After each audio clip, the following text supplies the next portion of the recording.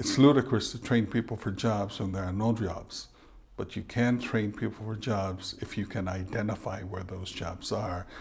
And the concept of expanding the village beyond its territorial boundaries to include the entire Pacific, I think provides a more realistic perspective on how to solve these kinds of problems and challenges. We are a member of this community. We are a member of Oceania. It makes all the sense to do all that we can to belong to that region. And the region is also beginning to research in trade and collaboration.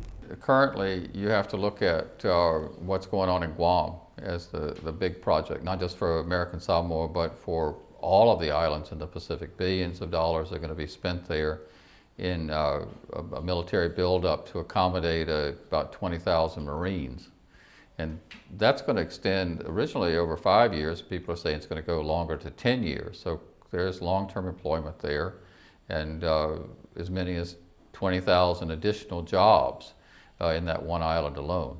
We have over the past 2-3 years developed a regional collaboration with Guam and the Micronesian states, and we hope that they too will see American Samoa in the future as perhaps a hub for something that maybe it's a contact center, maybe it's the culinary, but it's a great way to kind of leverage the resources and the capabilities each of the territories have. The U.S. territory of Guam is American Samoa's neighbor some 3,600 miles to the north and across the dateline. Unlike American Samoa, it's experiencing a boom. This need for labor created a perfect job training and placement opportunity for American Samoans. I think it's important for our region to grow together. We're all very much interconnected. And when American Samoa suffers a setback, I think we all suffer a setback because no one wants to lose those economic opportunities. So what we do is we try to find the silver lining around that cloud and see how we can turn it into a positive thing. When they come here and they find those jobs and they see that the training opportunities are here and that the construction industry is growing and the demand is there for people who are willing to work hard to provide for themselves and stand on their own 2 feet, then they're going to increase, I think, their prospects for the future, for their children and grandchildren.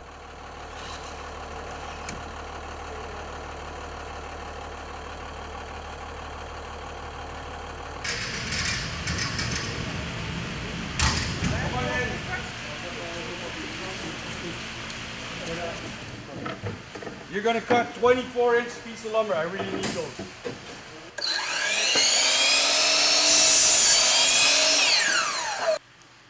We believe that we'll end up with about 90% of the folks that we brought over employed, and the whole objective is for them to get the work experience necessary so that the contractors that they are working for, who will also be bidding on projects back in American Samoa as their long-term infrastructural plans go, will have an advantage in going back to American Samoa because they can claim they have American Samoa workers.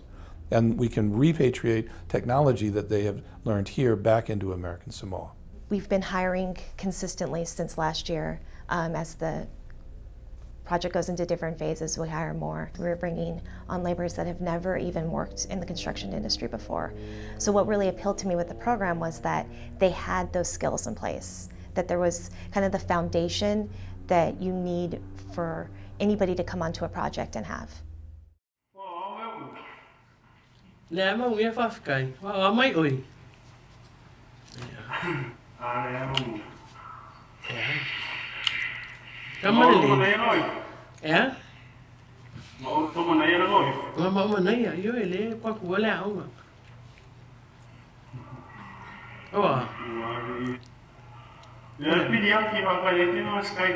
Oh yeah. Oi ko ang loko. Ale ro loko sa. Oi fale le, oi lo e mai mai la kwa. Ini mai. Ya so sko lo le kwa mai ngai o ngi ko sa. Oi lo. Kama le usika I ka kai o ko. Oi lo. Palong fale le mo sky. Ia mo foi se ai le o vai nga. Oi lo. Lelo fa que le puta. É? Ai à. Fu malo si anche slelo fa mai. À. Fai fare lei una valava, wei lo. Le ngalo kwa o ko e me se fu, wei. Kaman lei, wei lo. There's a cultural component of when you leave home in terms of the effects that it has on a young person. We saw it with the military when they left, went to boot camp, and they were not completing their boot camp because they were so homesick. So by creating support networks through the churches and the communities in different places that are located near like an army boot camp site or a military installation, that has seemed to work well. You know, we know that they're going to be living in the dorm, and these are adults. We know that we're going to be sending them to the Trades Academy, and eventually we know we also need to align them with different employers, right? But at the same time, we were also very sensitive to their culture, their diet, the food they eat.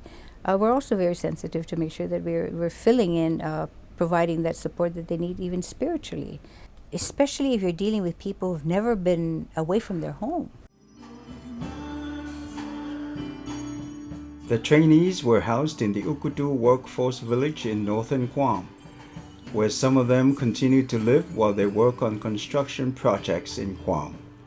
Today, they're celebrating their graduation from the program after 90 days of intensive classroom and on-the-job instruction. They are now ready for the jobs that await them.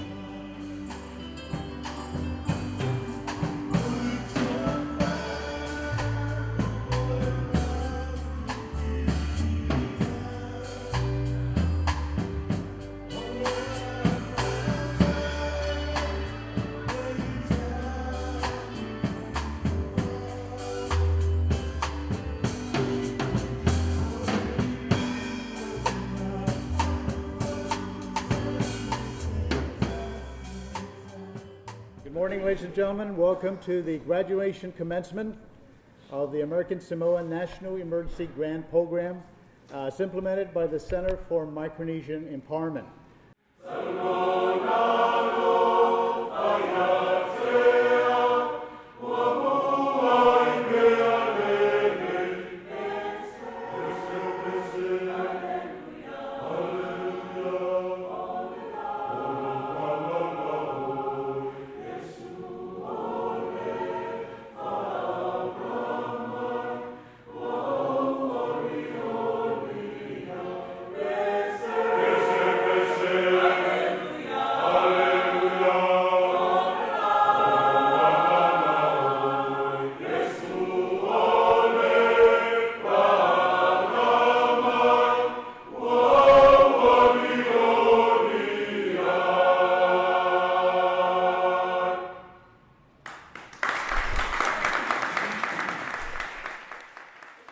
At the end of the day, ladies and gentlemen, it comes down to making a living, providing for yourselves, for your family, for your kids, your mothers and fathers, making sure that there's medicine for your grandparents.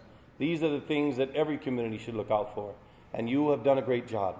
You are in fact proud, and you should be proud. When every island is hit by calamity, whether they're man-made or natural, we all reach out for each other. It doesn't matter where you come from. We honor you, and I am proud to be here. Congratulations. How do you say that in American Samoan? Malo. Congratulations.